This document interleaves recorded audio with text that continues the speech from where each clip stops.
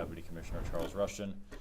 Commissioner Hawkins is out of town today on pre-approved mandatory training with the state of Michigan. However, he's been fully briefed on every step of the way and is supportive of the press conference. We felt that given the narratives being circulated in the media that are so grossly incorrect, that it was of the essence to get this press conference done today. So with that, we'll get started. I'm going to read some details. We're going to play a video presentation. I'll have some conclusionary comments, and then we'll be taking a brief amount of questions. You'll hear me say it in my comments, but we will not be answering any questions about the shooting portion of this incident, as that's obviously under an open and active investigation with the Detroit Police Department and Michigan State Police. Some basic facts before we get started. This incident occurred on Tuesday, July 8th, 2025. Officers were dispatched to a residence in the 13,000 block of Prospect in the city of Warren at approximately 2:53 a.m. The pursuit connected to this incident started at approximately 3:08 a.m. The ending point of this incident was near the intersection of Castle and Montelou in the city of Detroit. The general circumstances, which will be elaborated on more in the presentation, was a 911 call from a female regarding a domestic violence and arson incident. The deceased we can confirm and positively identify as 32-year-old Rakeem Marquise Wright of Detroit. The reason we are here today is to inform the public about facts surrounding Tuesday's officer-involved shooting incident. More specifically, we are here to directly address the numerous falsehoods being circulated by the media and others in the community regarding several key aspects of this incident. We understand and respect that everybody's voice deserves to be heard. However, we must not let rushes to judgment distort facts and reality. While social media and neighborhood commentary move at lightning speed and often include inflammatory buzzwords, full investigations of an incident of this magnitude require careful time, attention, and detail relative to the objective facts and evidence. The Warren Police Department would much prefer to complete a full investigation and transparently share the details when they are finalized. However, in this particular case, the falsehoods being circulated are so egregious that we feel compelled to respond with documented facts, even though this investigation, as I said earlier, is still very much open and active. We, of course, recognize and acknowledge that this incident is a very serious and emotional incident for the domestic violence victim, the involved families, the police officers whose lives were in very real danger that morning, the citizens who live in the area of the incident, and the community as a whole. Our goal for today is to set the record straight and highlight how truly serious and dangerous this incident was for the victim, her children, and the Warren police officers who responded to an urgent 911 call for help. We will now play a video presentation including body camera, dash camera, and other evidence from this incident. You will see for yourself in watching just how false some of the initial conclusions actually were. At the conclusion of the video presentation, we will answer a brief and limited number of questions. As I stated earlier, we will not be answering any questions about the shooting itself, as this part of the incident is under an open and active investigation by the Detroit Police Department and Michigan State Police. We will now play the video, and yes, the video will be sent out at the conclusion of the conference.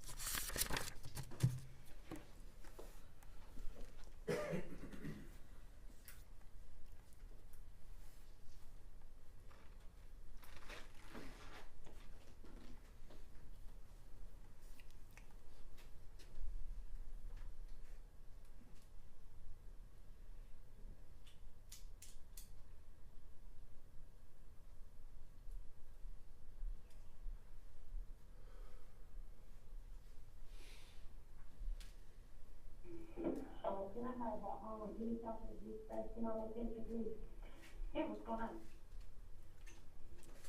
My boyfriend had chosen. Oh, my house on fire. He set my house on fire. What's your address? What's your address? What is your address? He set my whole house on fire. What's your address again?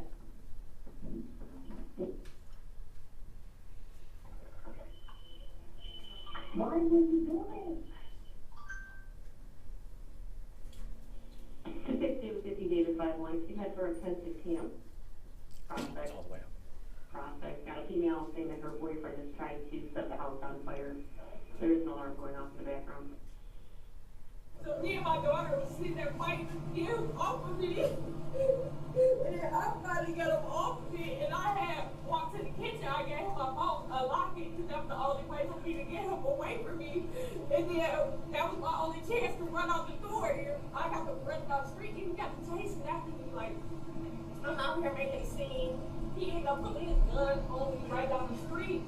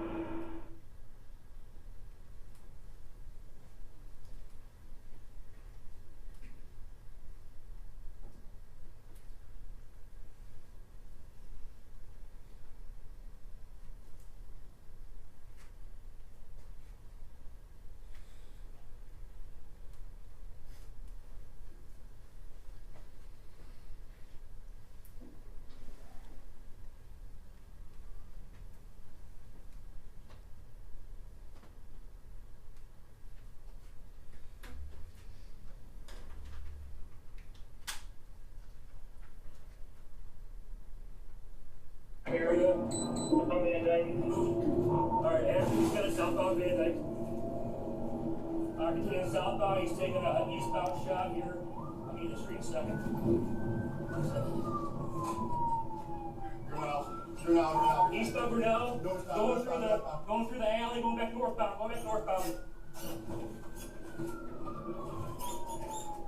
Good. Alright, northbound Van Dyke. No traffic. Alright, we need some sticks down here. He's keep circling his neighborhood here.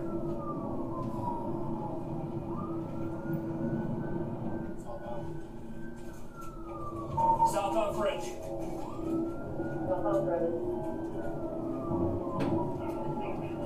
Yeah, there's another big turn up here though.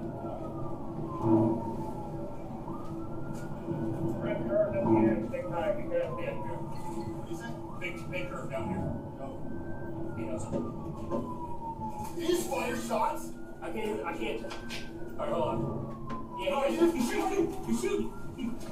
Dispatch, he's shooting at us. On the stun bridge. Hold up. Back up. Shot fired. Stop. Hold on.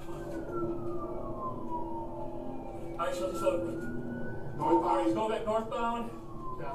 Castle. I'll go cancel. He's running now. Westbound. That's what he's got.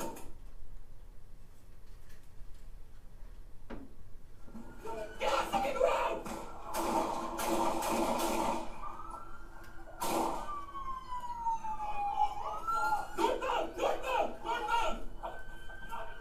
Northbound through the yard! Northbound!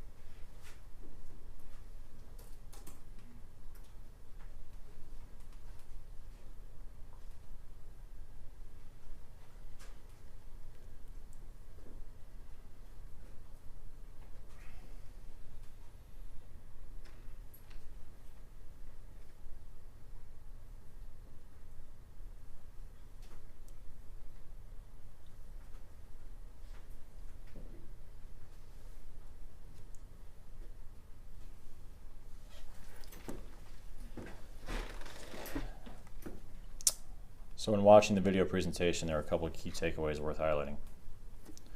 First, it is egregious and flat out false to read in nearly every media report that Rakeem Wright was unarmed. This is quite simply not true. Second, it has been falsely reported that Rakeem Wright never fired his weapon at the Warren police during this incident. This stance is wholeheartedly incorrect.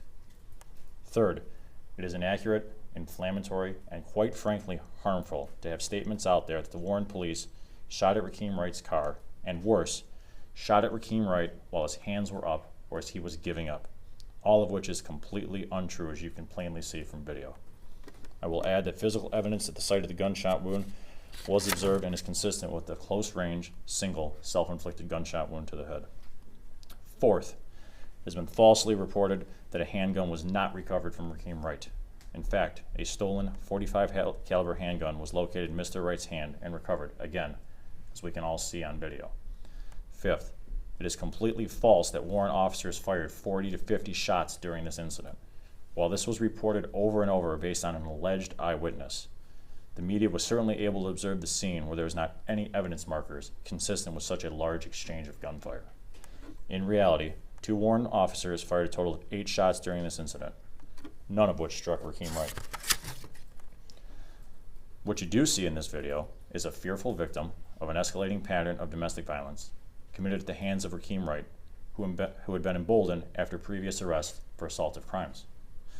You see a suspect with no regard for the lives or safety of his own children, the community, law enforcement, or even himself.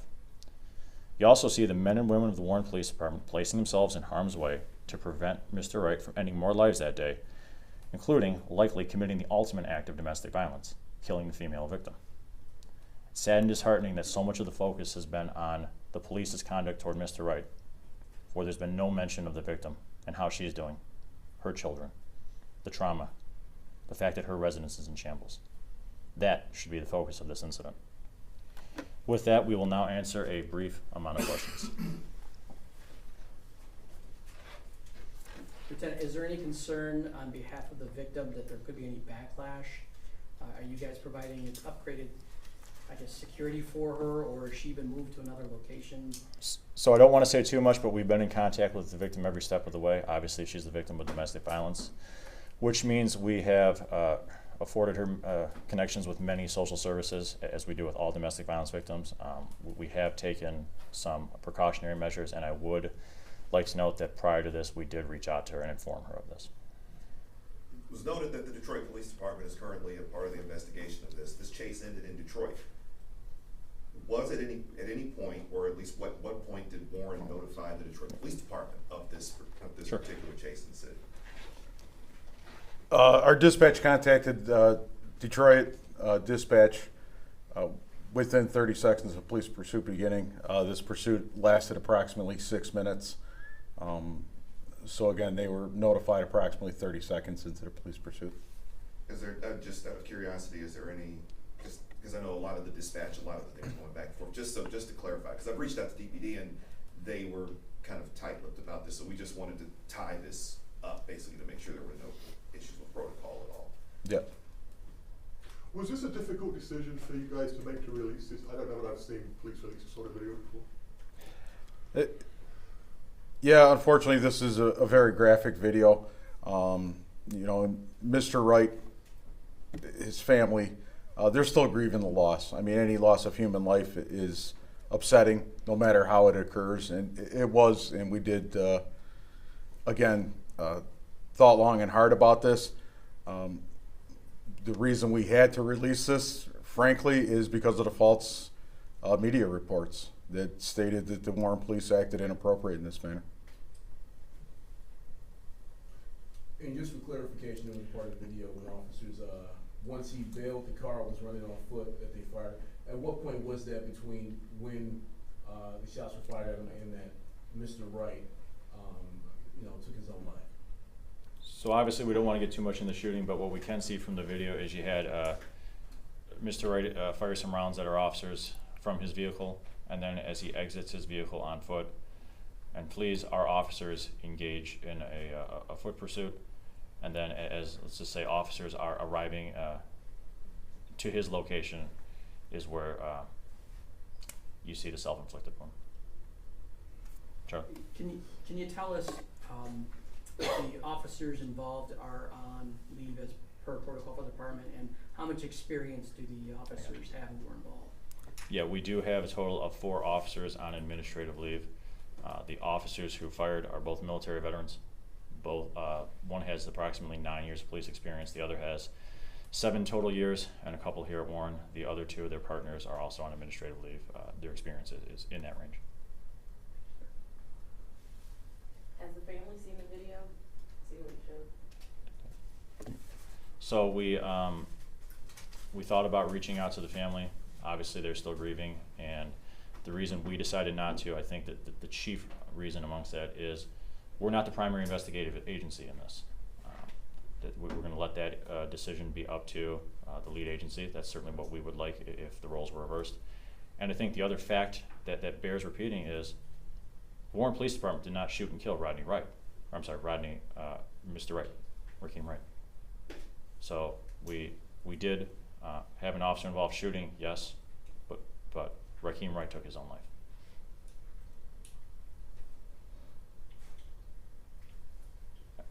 You guys said Michigan State Police is also investigating a separate investigation? So it's kind of like a task force response. The Michigan State Police, together with the Detroit Police Department, which is standard protocol. When these incidents do occur in the city of Detroit, they have a combined resources team, I would say. So it's both. Do you know how many shots that Mr. Wright fired at the police? We're not going to say on that for obvious reasons. Can you say if the Warren Police have had any previous contact with Mr. Wright before this incident? Yeah, we can. Last year, he was arrested for assaulting the same victim, an act of domestic violence. It was approximately 1 year ago. Were any of your vehicles struck during the gunfire? They were not. They were not. We'll be taking 2 more questions, and then that's it. Okay. You talked a bit about him being emboldened by these prior arrests and why, he was went on assaulting and what have you. The victim, the female victim. Would you care just to elaborate, go a bit more into that? Because obviously you arrested him last year for assaulting the victim. You put up a bit of his rap sheet. If you want to delve into that a bit more and what you make of it, being that one could argue perhaps that perhaps he should have been incarcerated or whatever. So it's a bit of irony because approximately 2 months ago we launched our initiative Operation Cycle Break, which was a comprehensive, multifaceted approach for domestic violence response where we focus on offender resources and victim resources, right? And clearly Mr. Wright's previous incident didn't deter him or didn't get him the resources necessary to prevent this incident.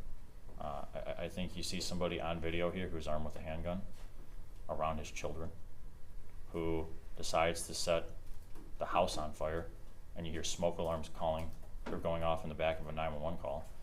I think when you look at all of those objective facts and you hear the trauma, the fear in the victim, which we all heard here today, I think it's very clear Mr. Wright didn't factor any of those considerations in. I think when you look at this as a totality, this is absolutely an escalation of behavior. And quite frankly, I think our officers likely were out there preventing a domestic violence homicide from occurring. Last question. Were you able to determine from where the weapon was stolen or reported stolen? Ain't that? Yeah, the weapon was reported stolen out of the city of Westland. Yeah. And again, it was a .45 caliber handgun. Thanks. All right, thank you all for coming. We'll email the presentation out in a few minutes.